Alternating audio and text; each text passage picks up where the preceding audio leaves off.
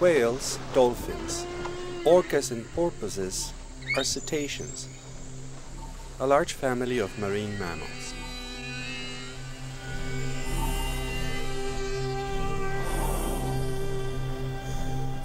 Since prehistoric times, men have heard the whales singing. Whales gave birth to the legends of sea monsters and unicorns.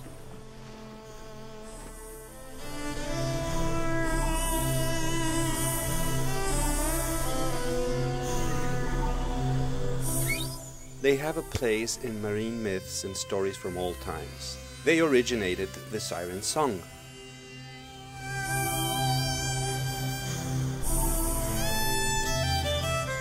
Even today, those who experience the proximity of these songs claim to feel lost and disorientated.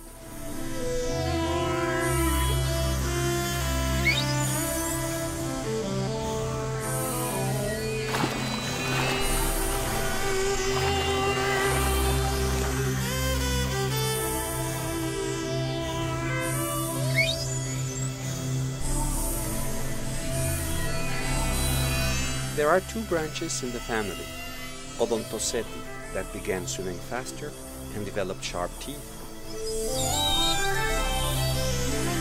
and Mysticeti, that grew up in size and gave up their teeth for a beard of corneal tissue similar to our nails, the baleen, that allows them to trap their food.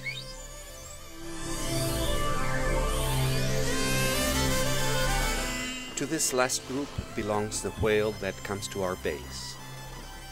The humpback whale, or Eubarta, is one of the world's most widespread Mysticeti. It lives in coastal waters in the cold streams of the northern and southern hemispheres, migrating to warmer latitudes to breed and give birth. They come to our waters at the end of November and sometimes as late as the middle of December. After 3 to 4 months, when the pregnant females have given birth, others have become pregnant, and newborns can withstand the return trip. They go back until the next season. They arrive in groups to the cool waters of the bay. Among the females, there are many ready to give birth. You can observe the females escaping a crowd of bulls as they chase and compete for them. Among the bulls, there are some that haven't reached their adult size or maturity, yet they follow the tournament with enthusiasm. Groups from 2 to 20 chase after a single female, performing diverse acrobatics that serve to establish dominance. The tournament lasts for hours. The size of the group fluctuates when smaller bulls abandon the match or with the arrival of new candidates.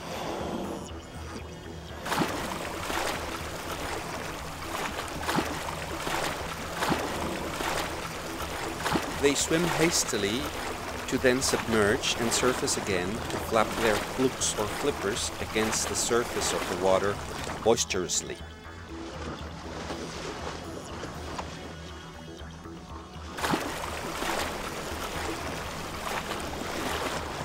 They also breach, jump, charge, or do feints, brushing and pushing each other violently.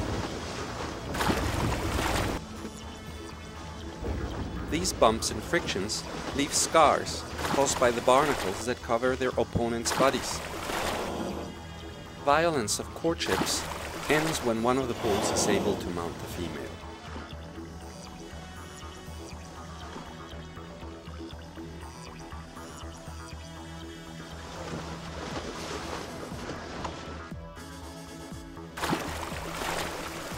Later, it isn't rare to see couples swimming, gently rubbing heads or body parts as if they were caressing one another. We have seen these couples remain together for as much time as they spent in the area. Some scientists claim that these couples might not be the same as the ones that mated, and they call them escorts.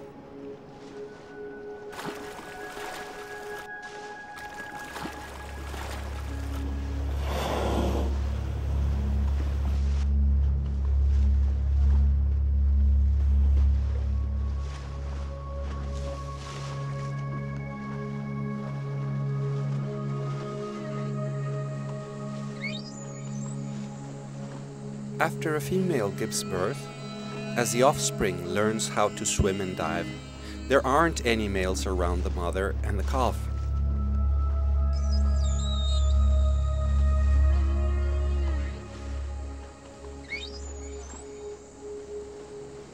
Shortly after they're born, the babies remain for long intervals at the surface, disappearing only for short periods of time underwater.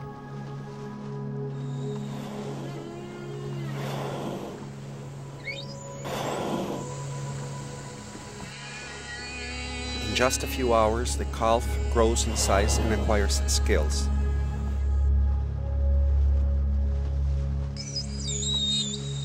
When the calf begins swimming, the escort returns. It's common to see groups composed of a mother, the calf, and the escort. Later, when the domineering males have finished chasing females on heat, the groups return. You can see numbers of adults swimming next to the mothers and young whales. Although many, as scientists claim, also swim by themselves. It is said that the humpback has little social organization, that they're loners or live in small groups during certain periods that last but for a few days. Yet in our bay, it's not rare to see the same groups together, especially after the mating takes place and later as they swim with the calves that get bigger and stronger.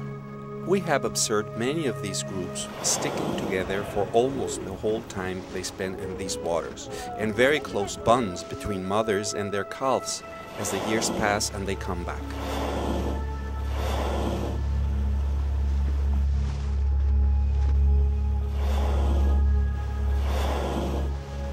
Scars and mutilations bear witness to attack by orcas, sharks, or boats' propellers.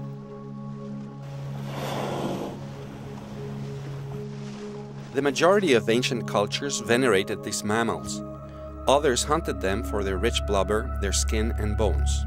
Whales were hunted close to extinction because of their fat, their baleen, the ivory in their teeth, and the amber that forms in their liver. Since the Middle Ages, whaling turned into a highly productive industry. The oil made from their blubber was used as fuel for lamps and stoves. But an interesting thing is that since then and until the 20th century, their baleen was used as an indispensable article in the manufacture of the dress and adornment of ladies and gentlemen of the court and high social spheres. The baleen was also used to make whips, umbrellas, fishing canes, and many other things that in our days are made of plastic. Fleets began killing them in the cool waters of the tropics and up and down the polar zones, resulting in the extinction of several species in the Atlantic. In subsequent years and until the recent past, the ships and their weapons improved, becoming floating slaughterhouses. As the world would look the other way, the whales were vanishing.